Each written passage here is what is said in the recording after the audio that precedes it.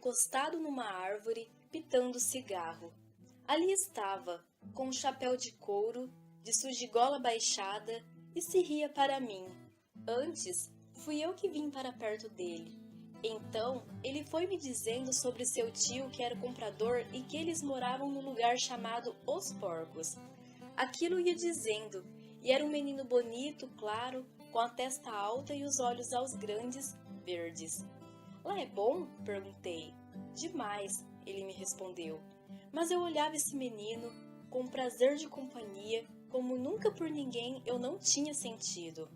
Achava que ele era muito diferente. Gostei daquelas finas feições, a voz mesma, muito leve, muito aprazível. Porque ele falava sem mudança nem intenção, sem sobejo de esforço. Fazia de conversar uma conversinha adulta e antiga. Fui recebendo em mim um desejo de que ele não fosse mais embora, mas ficasse, sobre as horas, e assim como estava sendo, sem parolagem miúda, sem brincadeira. Só meu companheiro amigo, desconhecido.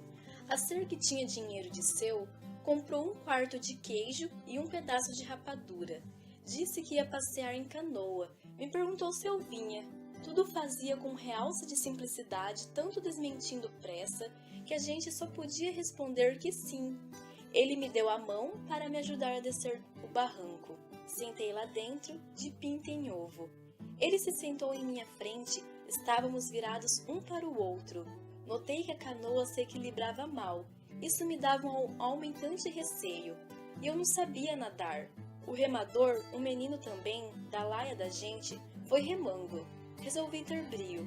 Só era bom por estar perto do menino. Saiba o senhor, o de janeiro é de águas claras, e é rio cheio de bichos cágados. Se olhava ao lado, se viu um vivente desses, em cima de pedra, quentando o sol, ou nadando descoberto, exato. Foi o menino quem me mostrou, e chamou minha atenção para o mato da beira em pé paredão, feito a régua regulado. As flores, ele prezou. No alto, eram muitas flores, subitamente vermelhas de olho de boi e de outras trepadeiras, e as roxas do mucunã, que é feijão bravo, porque se estava no mês de maio. Um pássaro cantou, iambu, e periquitos bandos passavam voando por cima de nós. Não me esqueci de nada, o senhor vê. Aquele menino, como eu ia poder deslembrar, um papagaio vermelho, arara flor? Ele me disse. Ele, o menino, era dessemelhante, já disse. Não dava minúcia de pessoa a outra nenhuma. Comparável um suave de ser, mas asseado e forte. A bem dizer, ele pouco falasse, se via que estava apreciando o ar do tempo, calado e sabido, e tudo nele era segurança de si. Eu queria que ele gostasse de mim. Mas, com pouco, chegávamos no do Chico. O senhor surja. É de repentemente aquela terrível água de largura, imensidade. Medo maior que se tem é de vir canoando num ribeirãozinho e dar sem espera no corpo de um rio grande.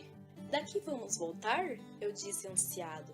Pra quê? Ele simples perguntou em descanso de paz.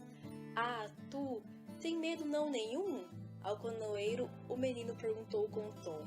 Sou barranqueiro, o canoeirinho 3 disse, repontando de seu orgulho.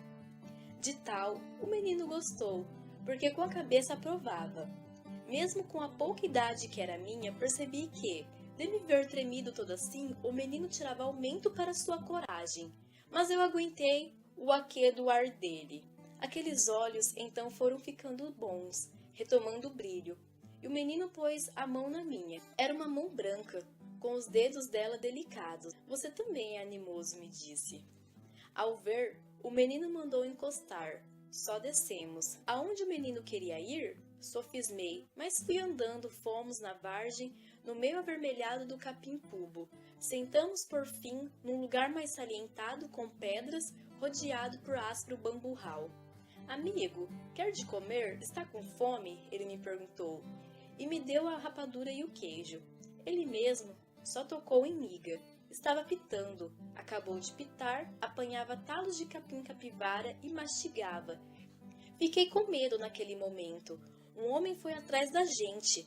Achei que a canoa ia virar e eu não sabia nadar. Mas Eu tinha até ali agarrado uma esperança, pelo menos da parte da canoa. Tinha ouvido dizer que quando canoa vira, fica boiando e é bastante a gente se apoiar nela, encostar um dedo que seja para se ter tenência, a constância de não afundar, e aí ir seguindo até sobre se sair no seco. Eu disse isso, e o canoeiro me contradisse. Esta é das que afundam inteiras, é canoa de peroba. Então me deu uma tontura. Carece de ter coragem, ele me disse. Visse que vinham minhas lágrimas? Dói de responder. Eu não sei nadar. O menino sorriu bonito, afiançou. Eu também não sei. O que é que a gente sente quando se tem medo? Ele indagou, mas não estava remoqueando, não pude ter raiva. Você nunca teve medo? Perguntei. E ele, costumo não. Meu pai disse que não se deve ter. Meu pai é o homem mais valente deste mundo. Carece de ter coragem, carece de ter muita coragem, ele me dizia tão gentil. Você é valente sempre? Em hora eu perguntei. O menino estava molhando as mãos na água vermelha, esteve tempo pensando. Dando fim sem me encarar, declarou assim. Sou diferente de todo mundo. Meu pai disse que eu careço de ser diferente, muito diferente. Minha mão estava lá no porto por mim. Tive de ir com ela. Nem pude me despedir direito do menino. De longe virei, ele acenou com a mão, eu respondi. Nem sabia o nome dele, mas não carecia. Dele nunca me esqueci.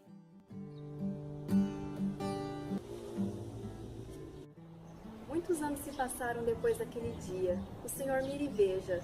Minha mãe morreu, fui morar na casa do meu padrinho Celorico Mendes, onde ele me tratou bem, me colocou para ler e escrever com o mestre Lucas e até dando aula eu estava depois.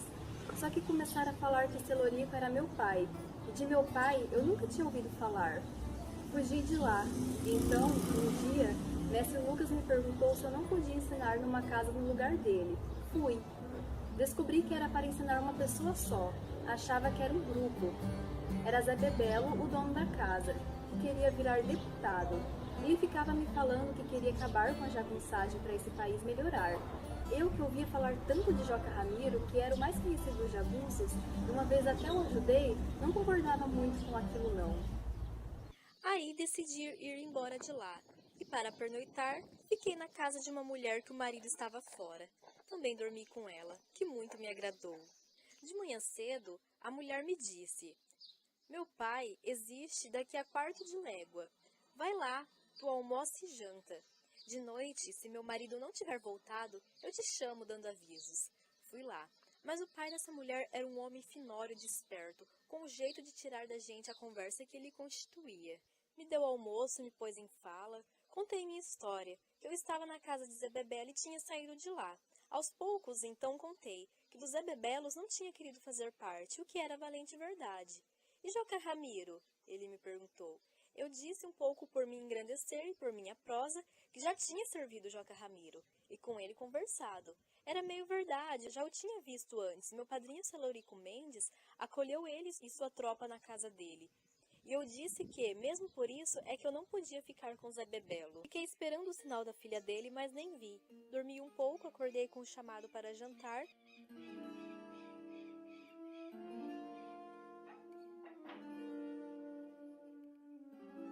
Não estive em boas cócoras. Ele queria saber para onde eu mesmo me ia além. Queria saber por que, se eu punia por Joca Ramiro e estava em armas, por que então eu não tinha caçado o jeito de trotar para o norte, a fito de com o pessoal Ramiros me juntar?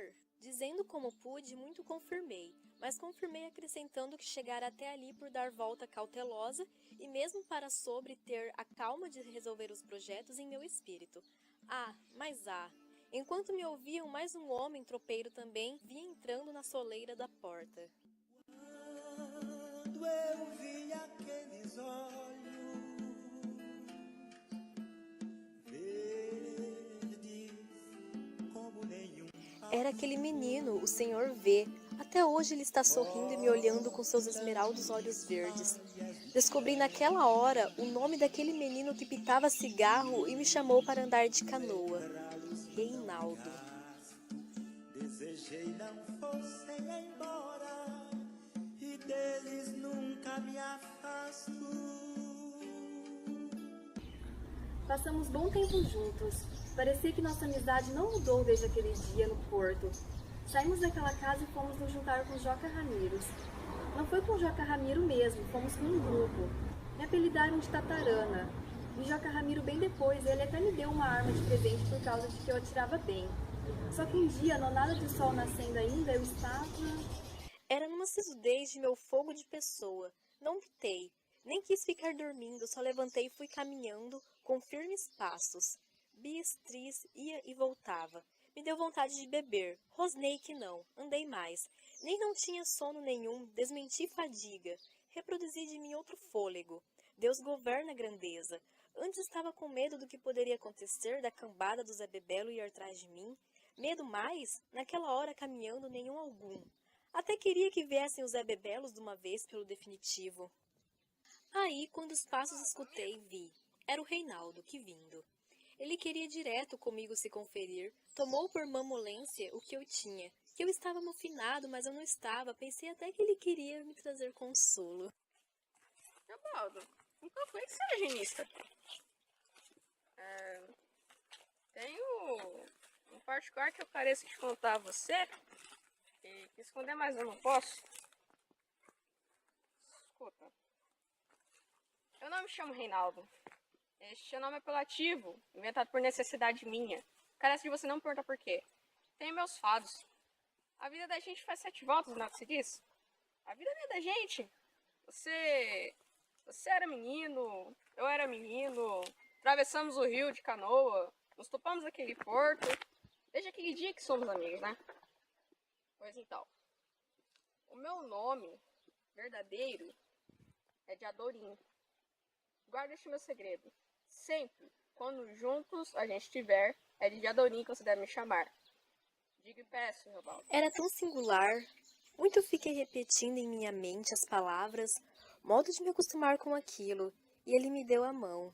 Daquela mão, eu recebia certezas. Dos olhos, os olhos que ele punha em mim tão externos, quase tristes de grandeza. Deu alma em cara. Adivinhei o que nós dois queríamos.